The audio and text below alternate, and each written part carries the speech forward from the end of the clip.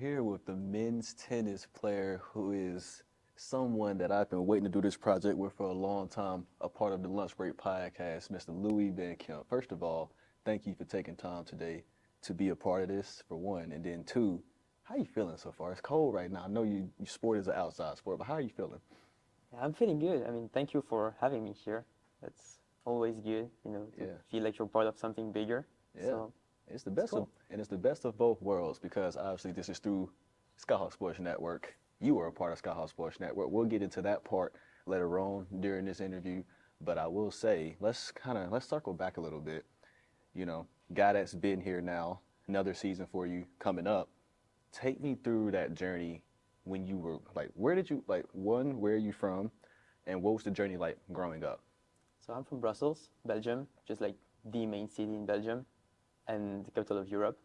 So you get into a whole lot of like different cultures. Like a lot of European, like people from Europe are there. People whose parents were immigrating from Italia and everything. So I got into that like pretty early in my life at school. Like I was with a lot of people from everywhere, which is great because it gives you openings. Like you get to see stuff that you wouldn't get to see if you're not living where I was. Hmm. And so, what was the atmosphere like, or where you were living, as far as like, what was it like for you?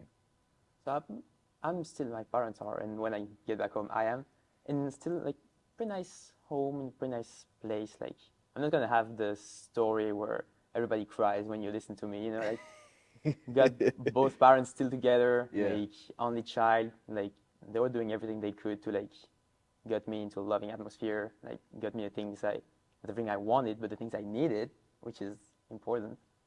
And yeah, just a happy childhood, So happy you, life. so you were the only child. I am. Okay, so you were the only child. So in that perspective, because people grow up with siblings. I mean, I grew up with an older brother, and I have three brothers and three sisters overall. But what did it feel like, just someone that wanted to play sports, but you're the only child as well? Like, how do you navigate that? Well, you get into a sport when you get no teammates, like tennis. Like, think about it from that perspective, especially tennis as well. You just made a great point about that. I mean, you don't go home and talk to siblings. Sometimes, I mean, it's like you learn a valuable thing of going home and sitting in silence early in life, but even in that perspective, just learning how to be around a different kind of crowd, starting off with tennis, even at home, what was that like? Just being in a different crowd of tennis, and how did you find a love for tennis? Well, my mom was into tennis. Like she was playing not at a big level, like Okay. just really for fun. But so she got me in that pretty early. Like I think I was stepped on the court when I was 5, and it began to be a family thing because I was into it. I mean, Hmm. I wanted to play soccer like every kid in Europe wants to play soccer, but I like tennis. I like to be on the court, and my mom liked tennis, and so my dad, who is like a guy who likes sports, like he did a few sports in his life, then he started to play tennis too because that would be our family thing. So we would go when I was a kid to the courts, like the three of us, and just play together. Like the first matches I played against my dad, like trying to beat him like so hard because I wanted to beat him. Have you ever beat I did. Now so now I'm teaching them, like when you Oh, get back home, like still get on the courts, like all together and like play and have fun. So so the competitive spirit was most likely still pretty high as far as with you and your parents. Like, you got to a point you wanted to really beat them. yeah, I did. I mean, my mom, it was less like that. I mean, of course, you get like a Yeah, different feeling, but yeah, with my dad, I wanted to beat him. I'm not the most competitive guy out there. Like, I still want to have fun a Hmm. whole lot. At some point, I can want to win Yeah. real bad. Like, and you see that in my eye when it's coming up. But I was not the most competitive guy. I was really just trying to like play well. And that's still something I have now. Like Hmm. playing well, like until later in my life, I was trying to play beautiful tennis rather than efficient tennis. Hmm. Yeah.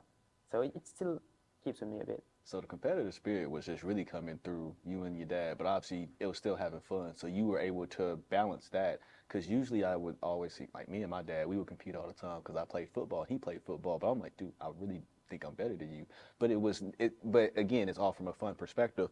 But I like how you just said that because I've seen certain situations for certain people where they want to win. But you make a great point because being the only child, being with your parents, and then it's a family thing of tennis. Now transition, what was it like being around different teammates as you were growing up? I mean, you touched the court when you were 5 years old. I Yeah. mean, that's a good story as it is already. So how did you transition to be around different teammates as you were coming up? And how many teammates have you had? Yeah, well, I had a lot actually. So in Belgium, it's different. Like we don't experience sport as you guys do with a team Yeah. that will be with you, and even more in tennis.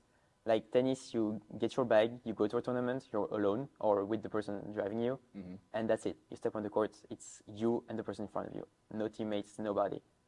Only a few weeks, like in the year, you'll get into team matches, which is pretty much what college tennis is. So singles, doubles, and you get with a team. But even that in Belgium is not that huge. Like, yes, you play for the team, but you pretty much play for yourself. And it happens that people next to you play also. So naturally, you're used to singles. And Yeah. so when did you really start experiencing doubles? Well, here, I mean, in the US, because I was in the JUCO first, and over there you really get to play doubles as another sport. In Europe and in Belgium, you would play doubles as, okay, you get two people on the court, like just try to play cross court, don't do mistake, and if the ball comes at you at the net, just try not to die, pretty much. Like here you get into a different aspect of the game, like, okay, what do I want to do? Like, do I want to put pressure? Can I put pressure? Like, do I go around on the guy on the net? Like, do I hit hard? Do I lob? You get into this whole different tactical aspect of the doubles that you don't get to experience in Belgium. So you just mentioned something that I did not know. So you were a JUCO product, is what I'm Yes, hearing. I am. Well, what JUCO did you come from? Ventura, California. California? Yeah. How was that transition going to JUCO, especially going to California? Did you come from Belgium straight to California? Yes, I did. How was that transition? That was hard. That was hard. Culture shock? Culture shock, but level shock. Like Oh. in my tennis club in Belgium, I mean, I wasn't an amazing player, but I wasn't the good guys of the tennis club. You know, like, okay, you're playing good, you practice with the coaches, like you get the coach sweating at the end of the practice. You know, so you feel good. You know, Yeah. Okay, I'm keeping the ball. And then you get over there, you're thinking in the plane coming down, I was like, okay, I'm gonna be 3, 4, like 5 maybe in the rotation if it's bad. I was 14. The level was crazy. And that difference between what I was expected and what it really was, the level it was crazy. And that was something I had to fight through it. So the one thing that I've always talked to a lot of people about, especially with tennis, is that although we talk about you got to think about it from a physical perspective, tennis is a lot of mental. You talk about the level and how you had to adjust to that. What was the mental space at when you had to transition to California in that JUCO, and now you're at this with all these different guys, and it's the level of competition is just different. What was the mental like in that situation? Get to work. Like you didn't travel this far, you didn't travel these thousands and thousands of miles just to be there and complain about the level that you don't have. Right. Like the first couple of weeks, we got a challenge match. I lost 6-0, 6-0. Okay, next thing you know, I'm going to go on the court alone, like get the ball machine, hit balls, get better, not miss. I think you have to go through that if you really want to improve at one point. And even more if you get into a team that's very competitive and very good. If you are willing to improve, you have to work for it, and you have to go for it. So what did you say when you first got there? It was like, we all call it a welcome to college moment. What do you feel it was like, okay, I'm in college, I gotta get to work. What was that moment for you that made you just say, like, it's time to start training, for sure? First practice was what our coach over there was Fun Friday. So it's like games and stuff like that. And you get into the games and you are at the net for the first game, and like people are throwing rockets at you and you're at the net. I was scared for my life, and I was like, okay, so that's how it's going to be every day of every week. Get ready for it, because it's going to come now. I've never heard of that. That's insane. So actually, can you describe what that's like? What is that? How does that go? Okay, so you get like 2 people at the bottom, like at the bottom line, 2 people at the net, coach feeds, and the first guy at the bottom gets the ball and hits, and the point starts. Yeah. First ball is a feed, so it's not a hard feed from the coach. So he's going to go for it. You're at the net, balls coming at you, do something and try to figure it out and make the point out of that, you know? So let's rewind a little bit. We'll talk more about your experience at JUCO. But how did you find that school as you were looking for a place to play? Like, how did you figure out, okay, I want to play on a collegiate level, and how was that journey to get to that school?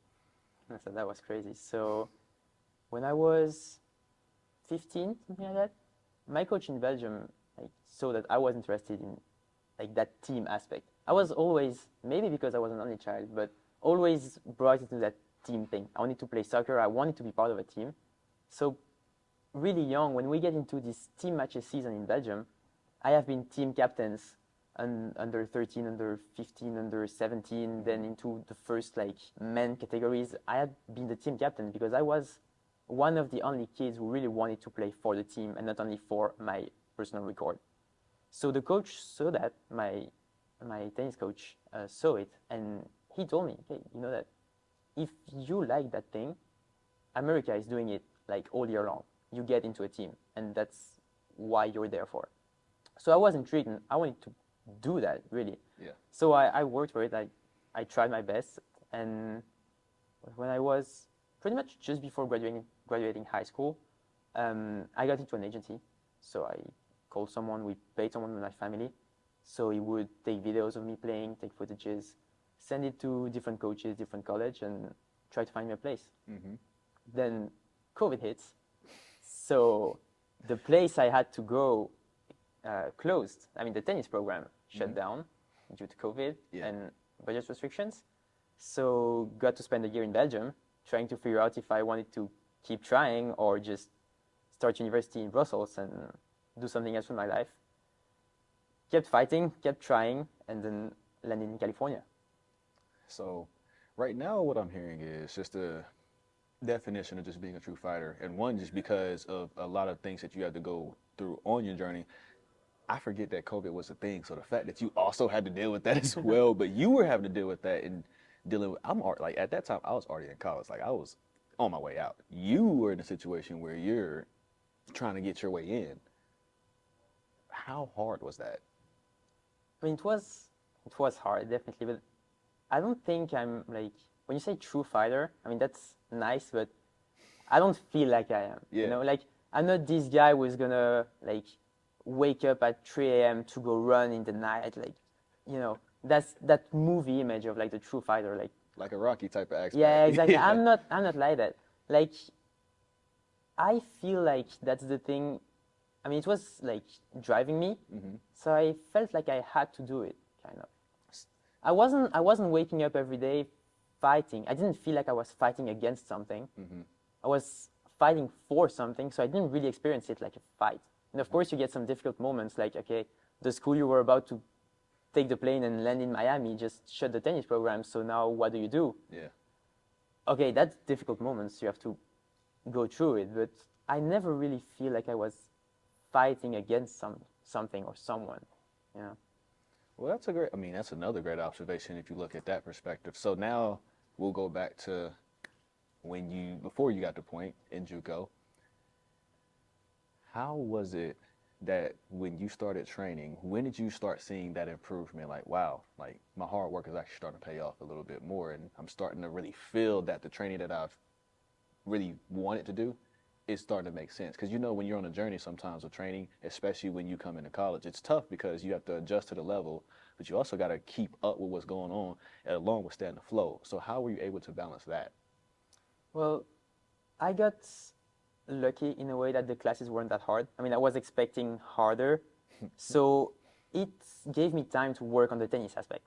Like really, I was able to like keep good grades on the side and still get into the court 2, 3, 4 hours a day if needed, go to the weight room, everything, with classes going well. So that helped a lot.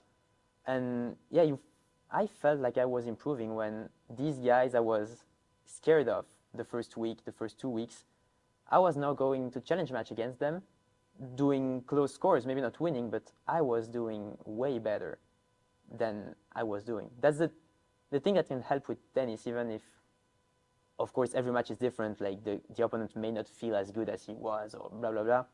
if you lose 6-0, 6-0 on the first day you're over there, and 2 months later it's 6-3, 6-4. Okay, like now we're improving, and now we see it. Well, hey, there you go. So, looking at this perspective with your family, how were they able to keep up with you during tennis, whether if it was while you were in school, in high school, or even when you went JUCO? How was that like? And especially even being here, what is that communication like to say, hey, I got a match today, and how does that go for you? Yeah, I'll always been close to my parents. Like maybe also because we have a small family, being only child, like that's the three of us. So I was always really close to them. They would come to my tennis match in Belgium when they could. So they would see me play. And when I was in California, it was kind of easy to keep up with them because with the 9 hours delay, I would go to sleep when they would wake up. So just call, they eat breakfast, I'm in my bed, talk for 20 minutes. And, we got an everyday schedule. So it was easy. I didn't feel really alone because I felt like they were there with me. During a long time, I was feeling like I wasn't that far, really. Like, I felt like it was Truman Show, for real. Like, everybody was making me believe that I was in California. Like, everybody was speaking English to me, but I was feeling like I was 20 minutes away of my parents. So you didn't even feel like you were homesick when you were out in California? No, not really. Man, that's insane, because I moved 2 hours away from my dad's house when I was a freshman. And after the first week, I was so homesick. I said, dude, I got to go home. Like, I can't do this. But you made a great point because the biggest thing, especially when you're not going to a college close to home, and you can speak for anybody in this situation, you don't ever want to say, well, I got to end the fight because this is tough. This is very tough. You didn't work this hard for anything, and you didn't leave this far from home for that aspect. But the fact that you didn't feel homesick, I mean, that's literally the first time I've heard someone say that, especially when you're an international student. So that's great. Do you still not have that feeling as you were in Georgia? I do more now. Like the first time I experienced it was in that very first year because I didn't go home because of restrictions due to COVID still at that point. I didn't go home for Christmas break.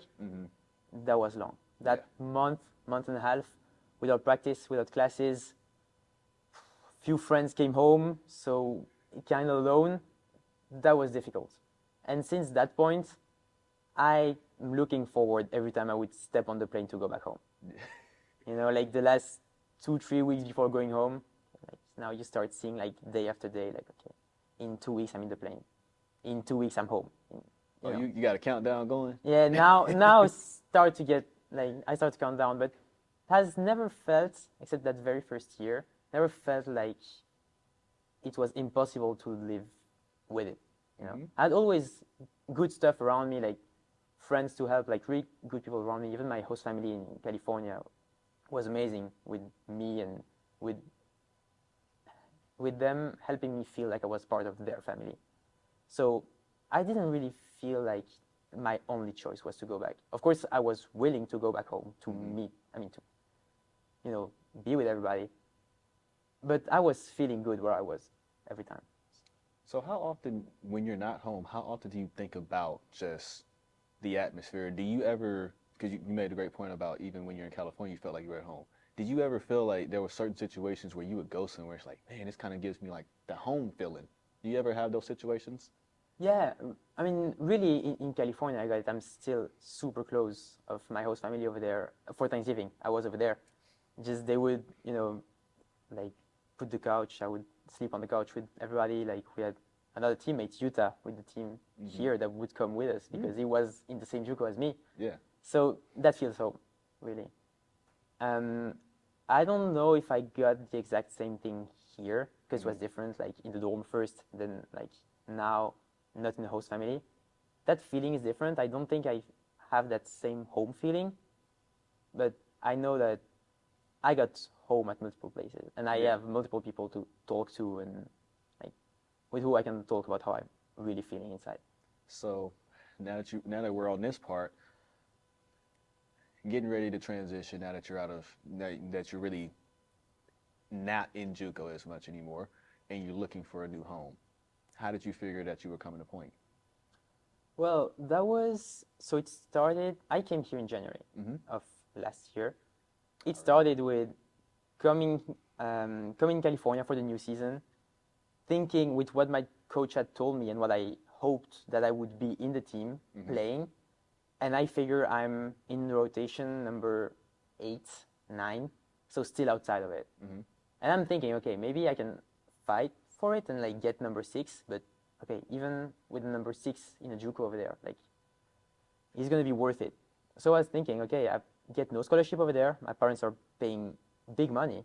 Oh yeah, because Cali JUCOs they don't do. Yeah, you're right. So my parents are spending big money on me being there. Yeah. Is it worth spending 6 more months and maybe playing a few games, or should I find another way, find my way out now? Because anyway, I had 6 more months in my JUCO, but not more. So I sent emails. I went into the NAIO website. Every school with a psychology program, every school with a tennis program, name of the coaches, name of the program, blah, blah, blah, video, and went by. And I sent an email to Coach Riley here at Point, answered. The contact was super great. Like, I really liked talking with him and what he was expecting to create with the program. So, and he was able to meet what I needed to have in the program and in the university. So I came here last minute in January to complete the team here. So really just looking at another school and looking out, I mean, because a lot of people can actually take this and use it as a gym if they're in JUCO, because I think the biggest thing that I've seen, and I wish the stigma would break, is that leaving a school, you don't think about your academic side. You just think about, man, I want to go somewhere else and play. I just want to go somewhere and play. But you just talked about you were looking at a school that made sure that had your major while still wanting to play the sport that you. How did you have that mindset to say, man, I want to still make sure that I'm pursuing the major that I'm destined to pursue, which is psychology? Like, how was that mindset? Yeah, well, I mean, I like that. I mean, I want to work in the sports psychology field. Yeah. And I'm feeling that being in the sports program is very good, of course, but if I don't get my psychology degree at the end of the day, that's going to be tough to work in the field I want to work in. So it has always been like one of the goals. Okay, like that's cool. Go in a place to play, that's great, but you're in college. Yeah. Like, make sure you're getting your classes done, you get your grades right, and that you leave the US with a degree. Please, everybody, upcoming college athletes, listen to that. That is a very big gem that it should be very much emphasized. It does be emphasized a lot more, and I know it is. I mean, study hall is a big thing for a lot of people, and the big catalyst of student athlete. What comes first? Student. So, coming here, when you get in here, you got here last January. What was that like? One, it's colder at that time because it was kind of chilly. Maybe not to you, but I don't like the cold. But what was that adjustment like when you got here in January? Well, that was fast. I mean, quick adjustment, right? Yeah, meeting new teammates, like having a new school, like, I mean, stupid things, like making sure you're in the right room for every class, like, stupid things, like, yeah, just knowing where you're going. Yeah. And pretty quick the season was on. Like, you get your first match, your first travels with the team. So you create big connections with people because you're with them half the day or more. For my roommates, with Brian's one was my roommate and my teammate and my double partner. So you directly get to spend a lot of time with some people. So the adjustment comes really fast, and it came pretty naturally for me because, like, again, didn't feel like I was fighting. Like, I had stuff to do. I was doing them, you know, small step by small steps, and went through it. And so how did you feel about that first season here? I mean, the team camaraderie was already different in itself because everybody really was close. I mean, you go to tennis practice or go to a tennis match, anybody on the outside can see it. It's like y'all actually do support each other. So what did you really enjoy about that part? And even then, what were you looking forward to coming back this year for that? Well, I honestly love the fact that we are a smaller team. In my JUCO, the team we were 20. For 6 people playing, that's a lot. That's a very big team. That's a very big team. And I saw that team falling apart as soon as the season starts because you travel with 8 dudes. So you get 12 that stay over there and do nothing. And that breaks a team spirit. The fact that we're 5, which is too short, really, but at least everybody was playing. You get your team together because everybody is going to every game. Everybody is playing everything. So I really met here a team spirit that I was missing a lot in my JUCO, Yeah. and that I was missing in my life because I always loved be part of a team. Yeah, and speaking of team, I mean, the biggest highlights I had for tennis last year was obviously I got to for sure go to the matches, but my favorite thing that y'all did was being able, obviously going to that y'all's conference tournament, right? Yeah. Y'all were able to visit women's basketball and be there the day that they won their championship. How did that feel? Because Kingsport is 6 hours away from here. Y'all were already out there because y'all got to compete in the tournament, and then y'all get to go to the tournament. Y'all are in one of the pictures while they got, they just got cut off the nets, and y'all in that picture. How did that feel? And that feels amazing. Like, feels like that team spirit is not only within your team but within the school. Yeah, You know, like I was quite jealous of y'all that day. I was like, man, I want to be there too. like just the fact of being an athlete and like be able to support other athletes that are sharing the same classrooms, the same like alleys as you, like it feels like you're part of something big, something bigger, and it feels good to support, feels good to support people and see them win even more. So take me through just knowing, knowing the small school atmosphere. Was that an easy or a tougher adjustment? Because sometimes going to a school that might be a bit smaller, it's not what people might see. And did you get to visit the school before you got here, or did you No, I just didn't. come straight here? Yeah, I just came You, here. you just came here. Yeah, you really, Saw, I- you read up on the school, and it's like, you know what? I'm coming to point. I checked the YouTube video. I saw the classroom and everything. I was like, okay, that looks nice. I came here. And do you enjoy the small school atmosphere? Yeah, I like it. It feels nice to like know the people you're around, you Yeah. know, because at one point or another you're gonna like be in a class with someone, then you're gonna meet them in the hallway, like. Oh, you're gonna run everything. into them somehow. Yeah, so that feels good. That feeling of like knowing everybody. I like it. I know it's not like in Europe we think about the American dream, like the big university with 40,000 people and like the big frat parties and everything. But I'm not like that. I like this small environment where you can meet people, like have real, have real connections with people. So you just brought. So here's another thing I want to ask. Since we're talking about the adjustment that you made when you got here, your first chapel when you first got here, how was that? I'm not Christian. I wasn't raised in that environment. So the first chapel was something.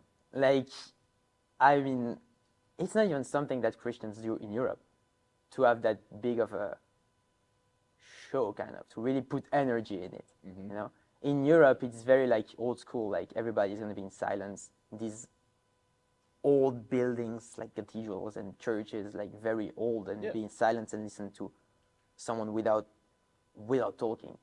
Here, it's a feast to be there, and everybody enjoys being there and everybody have fun. Oh, that's a different environment, man. I mean, I remember my first time coming to Point and just looking at that atmosphere of chapel, because I've been in a different kind of chapels. My alma mater, they had chapel every day, but this one was different because I remember, I had chills the first time I ever went to that chapel. Because I'm like, man, like you can really feel the actual spirit of everyone really wanting to be there.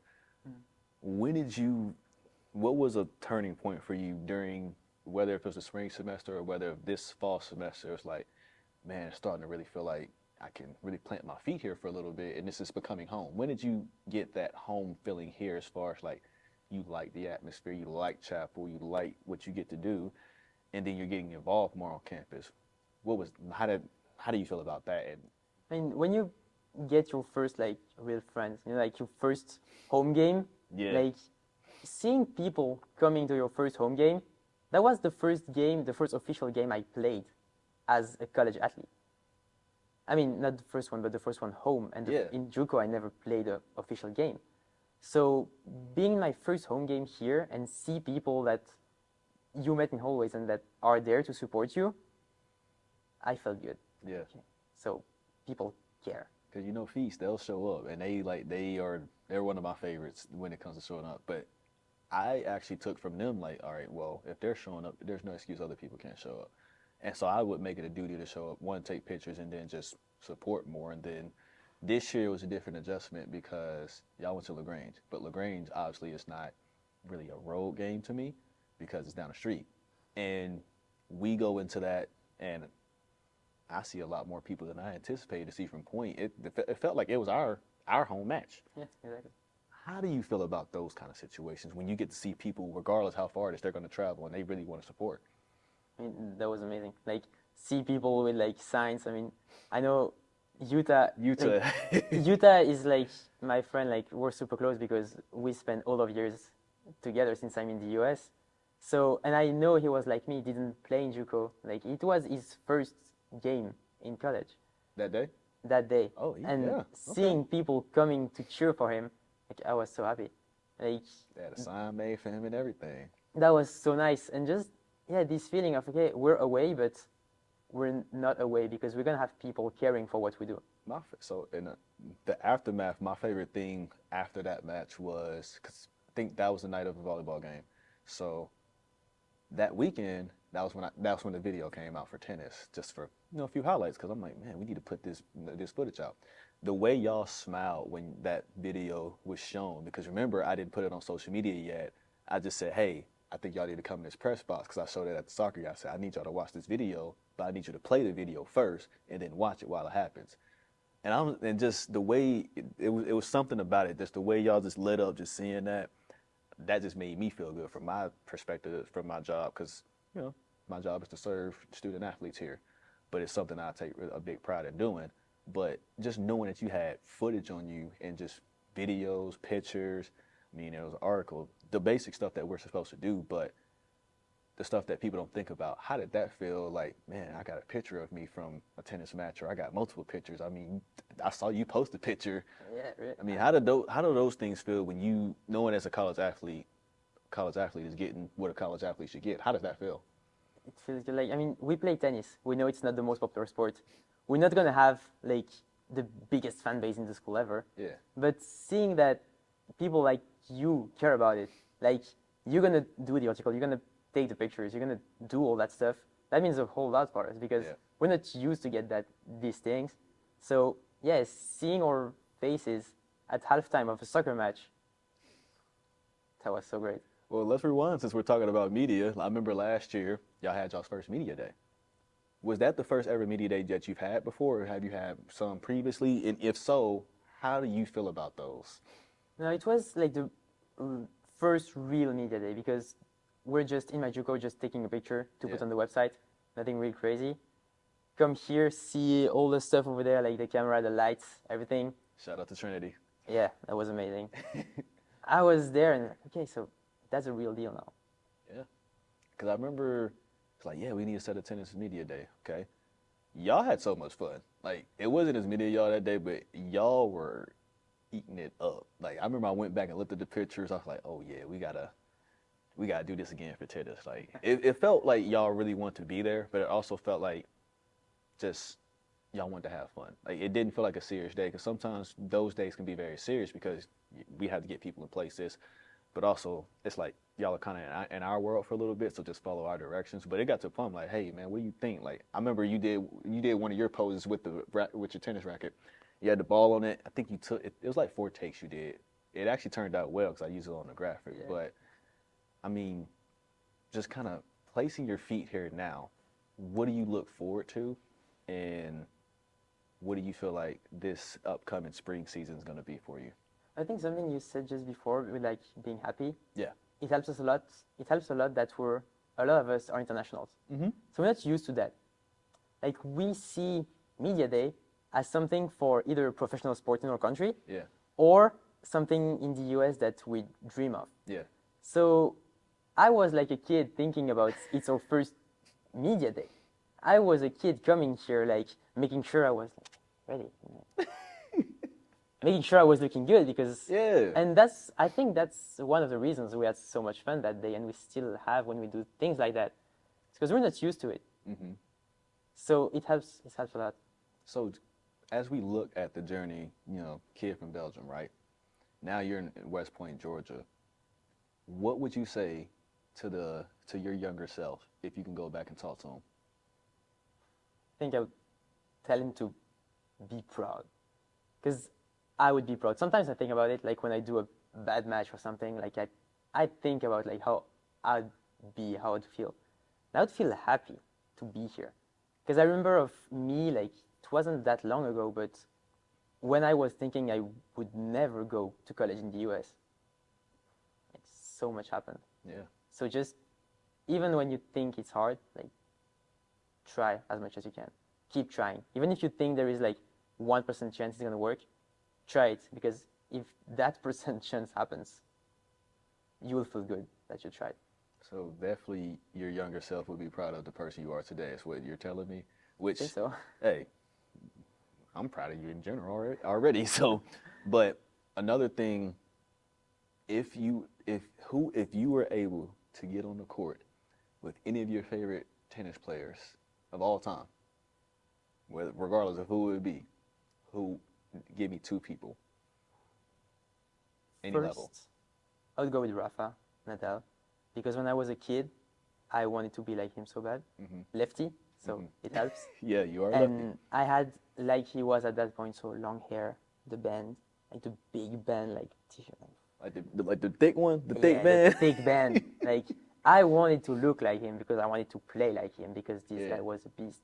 That thing of never giving up, like, I loved it. Like, he was on the court 120% intensity from point one to the last point. Doesn't matter the score. I love that. And I have to, for the second, I have to pick Goffin, because Belgium, of Yep, course. of course. I mean, I remember as a kid going to the Davis Cup, which is like the World Cup for tennis, like watching him play. That's such good memories. You got to see him in person? Yeah, I got to see him Wow. play like a few times. Like, Tell me about that event. You said it's like the World Cup for tennis? yeah. Tell me about that. So there is like, now it changed, and it's less good than before because the format changed. Okay. But what was it like, at least? when I was going, it was, every game was in one country or another. So I remember we would play against Sweden. We played at home in Brussels, so I went to see that event. I went to see a few more in other like places in Belgium. It's just like Belgian players, like a few. I think we got like, it was 1 doubles and 4 singles, and you get it on 3 days: Friday, Saturday, Sunday, and you get to support your nation, you get to support your country, and then again, that's that team aspect that I love, because in tennis you don't get that team aspect that much. So I was into it, and I remember watching these games in the stands with my Belgian flag, and like before every point screaming like, "Come on, Belgium!" Because me as a little kid was so sure that if I was not screaming that, there is no way we could win the next point. Right. So I was screaming so hard, like just these memories like stick in my head, you know? Like, just one of the reasons why I love tennis now. So a kid from Belgium, and now another year as a Skyhawk. For one, I'm already appreciative that you sat down with us. You ready to get on the court? Of course. All right, let's head over there. Let's go. Let's go.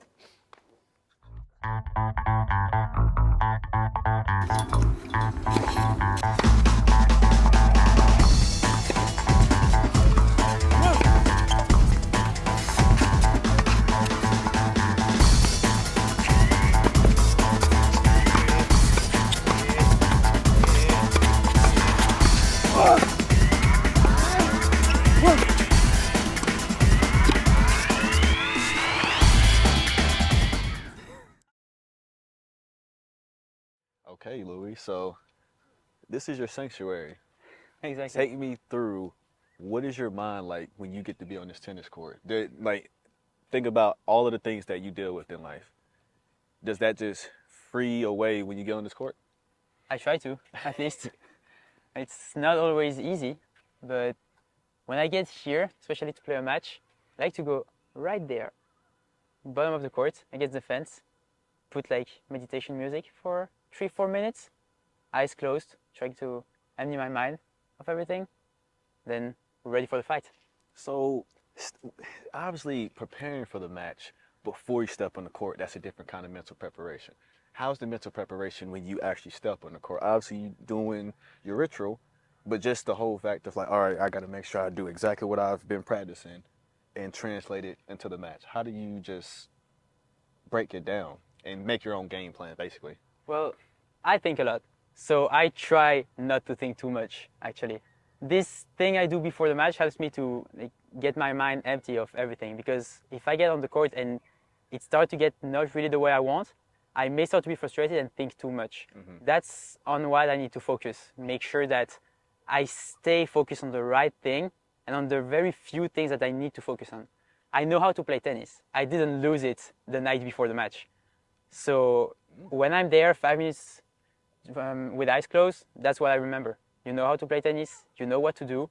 Just make sure that you get yourself in the best position possible to do what you can do. Okay, so let's go two sides with it really quick. So, say you had a great match, great day, you felt it just mentally. What is the next day like? And then on the other side, you probably don't feel like you had your best day. What is that aftermath like? Just basically trying to process everything that happened, and then whether do you get on the court the next day and just get back to it, or how does that go?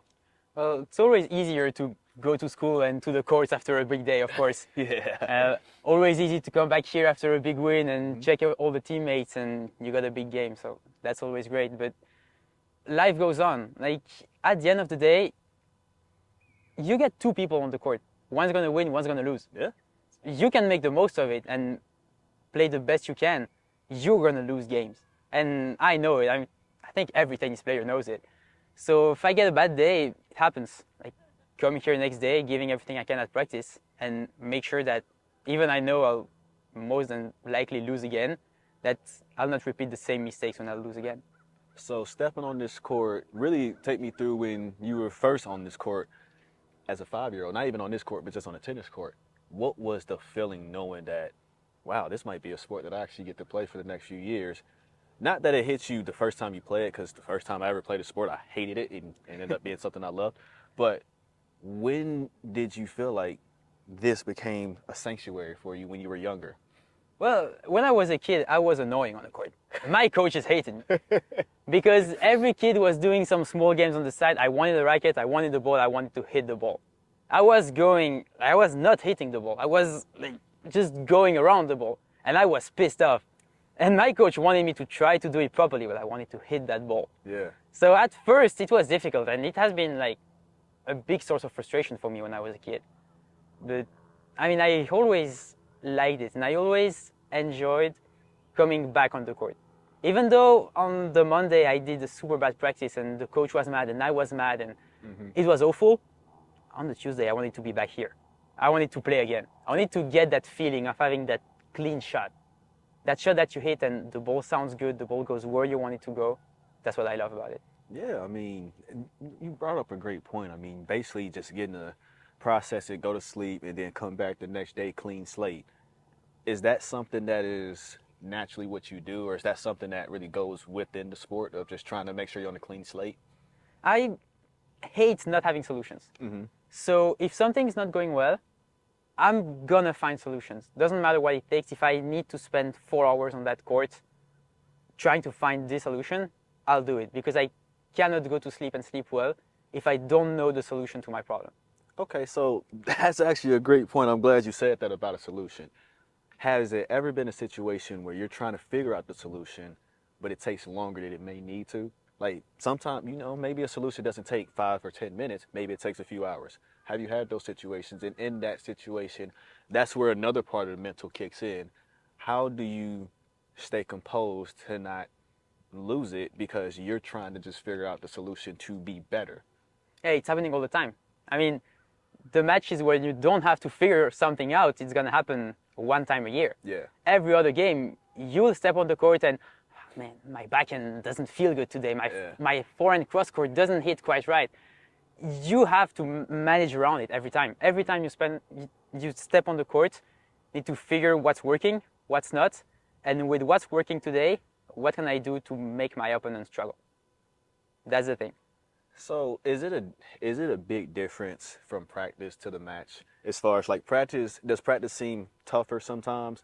And when you get in the match, it's just like, okay, here we go. Do you ever feel that situation? Well, a long time in my life when I was doing competitions, I was really enjoying practice more because at practice I can play freely, and I was feeling a lot of pressure when I was stepping on the court for a match. So now I really try to get into the match as I would get into a practice, because I'm a perfectionist. I want everything to be right, even if there is no competition. So I know I'm going to give 150% every time I'll be on the court for practice or for match. But for matches, if I put too much pressure, I'll just not be able to play at 150% or 100%. So I want to make sure that I don't stress out too much. I want to make sure that I give myself the possibility to use all the weapons I have. So what is it? I mean, what is it like? Just you said 150%. Obviously, everybody talks about giving 100%. What is that extra 50% for you? That's the will of getting everything. Basically, emptying the tank. The will of catching every ball. Like, if 9 people out of 10 would let that ball go and not run for it, I'm gonna be the one running for it, because you never know what can happen. You can bring a ball from so far out of the court, and then the guy has an easy overhead and he misses it. Okay, these points may make you win the match because this guy is gonna get pissed off. You never know what can happen. And tennis is one person against one person. You have no teammates to help you, at least not on the court. Nah. So if you can get in the head of your opponent and make him feel that you're gonna be there, that's gonna play in his head, and that's what I want to do. Okay, so let's play both sides of this. Say if we're going against each other, and I think I'm having a good match, but then stuff starts going wrong, and then now I'm starting to feel like you get in my head. How do you, as an opponent, know like, man, I think I got the upper edge on him, and I think I, probably got to him mentally? Does that cross your mind, or do you automatically know that, or is it just by their posture? Well, that depends. It can be by the posture. It can be just basically someone started screaming, throwing the rackets, stuff like that you can see very easily. I've seen those. I have seen those. But it can also be more, less evident. Like, let's say you're going to play these balls that are hard to catch, but I'm going to be there catching them. You're going to take less and less security every time. You're going to aim for the line every time. And when you're going to start missing these, because I am there, if you don't hit the line, I'm there catching the ball. Yeah. That's when I know that I'm in your head, because you start to play the line on every shot. Okay, well, what if you're on the other side of it and it's like, man, I got to figure this out. But do you feel like the opponent is getting the upper edge on you, or do you just stick within whatever the plan is that you had when you first came on the court? And I think, I don't know if everybody's like that, but I have to adapt. I know that I'm going to step on the court. I may want to play a certain way, but I don't know the opponent. I don't know his weaknesses or his strength. I love playing forehand cross court, but maybe this guy is a lefty too, and he's going to be in his forehand too. Then I need to adapt. I cannot just keep playing the same way against everybody, because it may work against some people, but not against everybody. Yeah, you got to make the adjustments. When it's that moment, like, the earliest in the game you can figure out if it's working or not, the earliest you can make the changes that will make you win the match. Right. So I know you brought this up earlier, and I'm more curious because everybody has their own thing when it comes. This is the mental side that comes into the athletic part. You talked about pressure. What do you feel like brings you pressure when you're on the court? Whether, like, because you talked about practice is different from the game. Where does the pressure kick in? Well, the way I want everything to be perfect. Perfectionist, love it. Most of the pressure I have is because I put it on myself. High standards. And that's what I try to work on, because I know it's not helping me all the time. But yeah, I know that my teammates, my coaches, my family, everybody is very supportive. And I know that they don't judge if I do a bad match or a good match. So why would I do it on myself? Yeah. I know I can play good tennis. Everybody knows I can play good tennis. So why on one match I would start like get in my head and get pissed off? And I can't do that. I have to stay focused and believe that I can do it. So you brought up a great point earlier about sometimes there's 9 times in 10 somebody might let the ball go. Has there ever been a situation where you might have let that happen, and then for that next night, for the rest of the night, or for the next day until maybe you could step back on the course, like, man, I just know I could have got that ball. I know I could have saved it, or I could have kept it in play. Has there ever been a situation like that? And even then, what is your solution to try to navigate those steps to eliminate that? I mean, it happens, of course. I think in tennis, like, I don't know any person that never struggled mentally. You know, I mean, it happens. It's part of the sport. So of course, at one point I let a ball go, or I stopped fighting for the last game because I was down 6-2, 5-0, and I just stopped fighting. But I know now how it feels to go to sleep that night, be like, "Man, you didn't give everything you could give." Yeah. And now I try the best to figure it out when I'm on the court. If I get that one ball passing away without doing anything, I try to realize it quick. So I don't let it go on 2, 3, 4 points, 2 games, 5 games, or on the match. Try to figure out as quick as I can so I can fix it. Okay, well. All right, so for this last phase, obviously we're still in phase 2. But for this last phase, we're just going to do a quick lightning round. I'm just going to throw quick lightning questions. You just give me an answer. You got 30 seconds. Are you ready? I'm ready. All right, starting now. If you could play another sport and it was not tennis, what would it be? Soccer. Okay. How often do you think you're on this court? And if there was someone keeping up with it, how many times do you think you've been on this court since you've gotten here? Not enough. 5 times a week. Go-to game day snack. Oof. Banana. Post-game snack. Any fast food.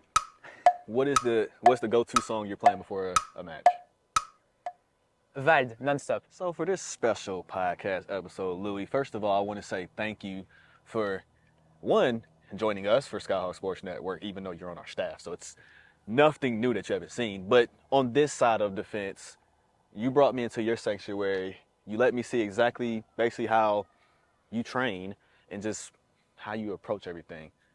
Is there any closing thoughts that you have for today? I mean, thank you for having me there. It was a super nice moment with you. I enjoyed like sharing with you a little bit of my life. And I think we said a lot and everything.